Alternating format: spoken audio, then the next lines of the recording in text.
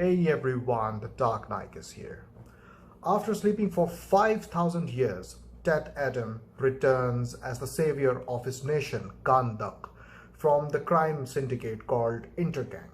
When his wrath on the cruelty results in casualties, Amanda Waller alarms Hawkman to look after the matter before the consequences turn worse. Hawkman assembles the Justice Society and therefore begins a clash of anti-heroism between the rights and wrongs occurring in Kahndaq.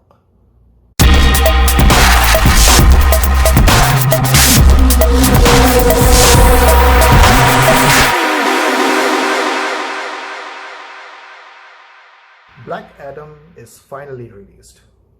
Black Adam is finally released after years of speculation and theorizing the certainties of how to connect the dots with this film to the entire DC extended universe. Being one of the most awaited films by Warner Brothers and DC Comics, Dwayne Johnson left no space in hyping his most important project to date.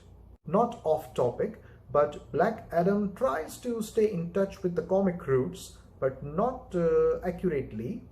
But it is necessary to speak about a few points that I have observed in the film. Yes, it is true that Black Adam was not a part of JSA. He became JSA member very late. If I'm not wrong, Black Adam was not a part of JSA even in the Bronze, Silver and Golden Ages. He became JSA member in 2001, even after heroes like Black Canary, Hawkgirl and Stargirl. Justice Society of America is the first ever team of superheroes that was introduced in the history of comics. Editor Sheldon Mayers and writer Gardner Fox came up with this idea and introduced to us comic geeks at the beginning of All-Star Comics back in 1940, during the Great War. Founding members of that JSA were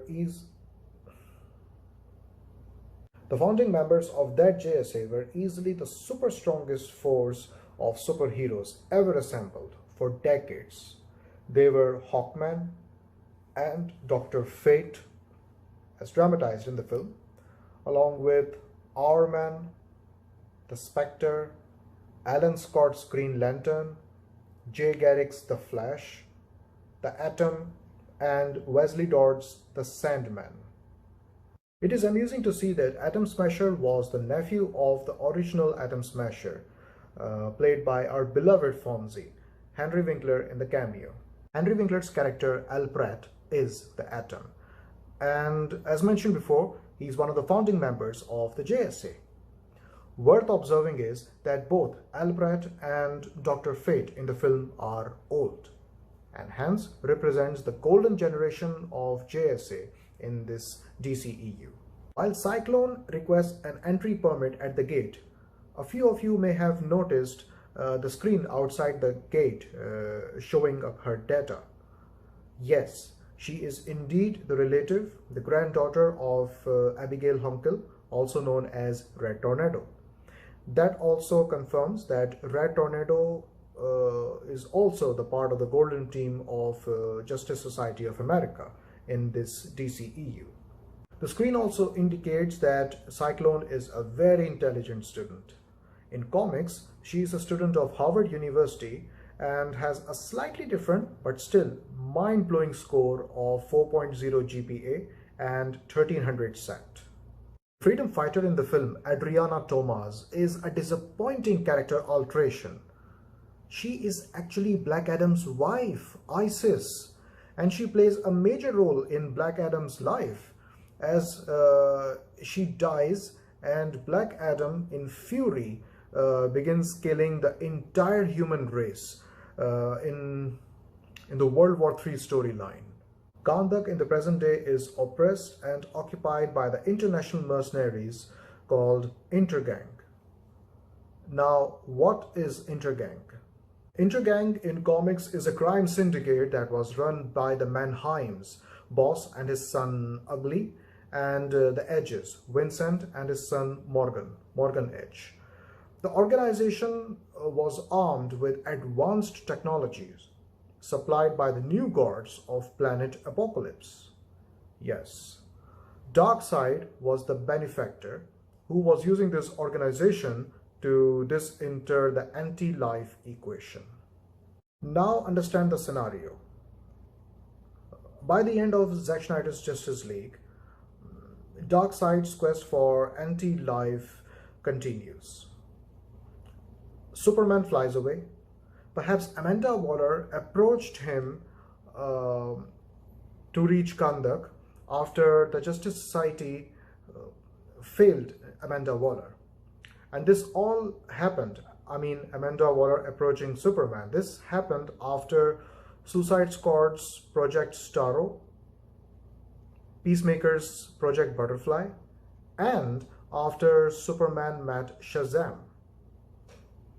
Black Adam's crusade against the Intergang continues. It will run until the news of Black Adam reaches to one of Darkseid's elite.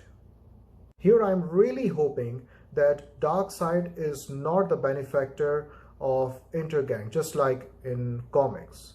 Because if DCEU shows that his planet is supplying the advanced technology to the Intergang, then how come Darkseid is unable to trace down the planet Earth?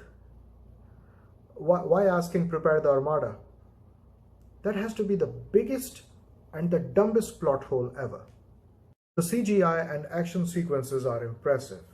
I love the fighting between Black Adam and Hawkman Dr. Fate. Aldous Hodge as Hawkman and Pierce Brosnan as Dr. Fate were the best performers in the film. They were heavily suited for these roles and they did justice. The costumes in this film were close to perfection. Even if the comic books had a little different idea, it was equally exciting observing the heroes in these costumes. The mid-credit scene of Superman's arrival to face Black Adam is obviously exhilarating. Honestly, if I was in Amanda Waller's position, I would have rather sent Shazam to face Black Adam, not Superman. Black Adam held a lot of importance for an ever-collapsing DCEU to boost the financial expectations and critical acclaim and make the film acceptable to the audience. But unfortunately, once again, neither the critics accepted the film nor the audience held the film in that supreme compliments like they usually do for the Marvel releases. At a budget of over $200 million, Black Adam has done the global business of only $389.2 million, which is a sheer disappointment. Not even break in.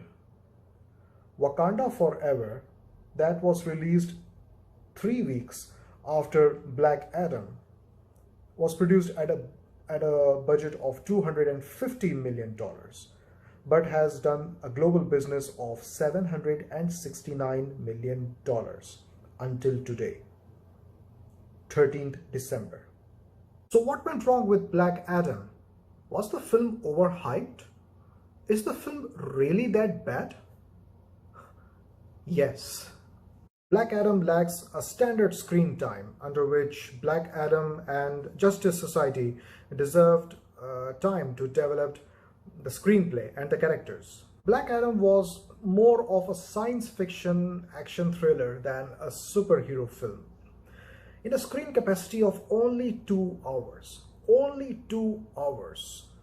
the film had a lot to do to settle the audience with the politics of Kahndaq, Ted Adams' origins, introduction of Justice Society of America, and the antagonist of the film. Thus, the writing of the film repeatedly faltered and strongly reminded me of Justice League.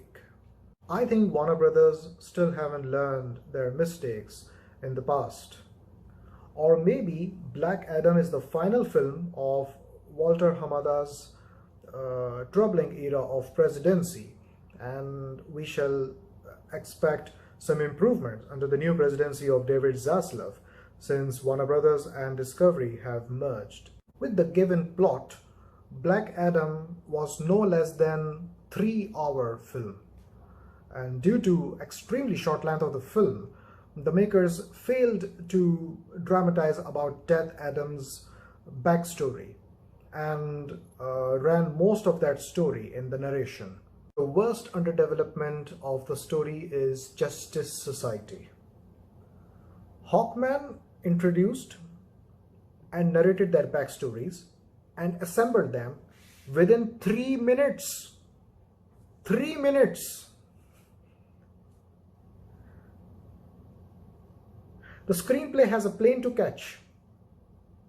The screenplay has a plane to catch. And also they have to catch the train to compete with Marvel Cinematic Universe. Same formula. Same formula Warner Brothers stick with in the past when Justice League and Suicide Squad were introduced and assembled within a few minutes. And then the worst of the kind of the writing element in such a dark, tragic chapter of Black Adam. And the entire story. Needless and unnecessary humor attached to the screenplay, stretched to more than a limit. Application of jokes on such a serious plot looked clearly intentional by the makers. The jokes were fitting nowhere and were not making sense at all. Forced humor. Let me share with you some funny moments for your ha-has. When Adriana establishes communication between Black Adam and Justice Society of America, Cyclone is eating a bucket of chicken. Laugh. Ha ha ha ha ha ha ha ha. Black Adam breaking the walls to enter the other room instead of using door looks so senseless. What am I supposed to buy? Were there no doors 5,000 years back? If that happened in the comics, if that is some reference, that's the other thing. Just like Batman disappearing in a blink. Speaking of unrealistic, the writing of this film is very incoherent and full of dumb plot holes.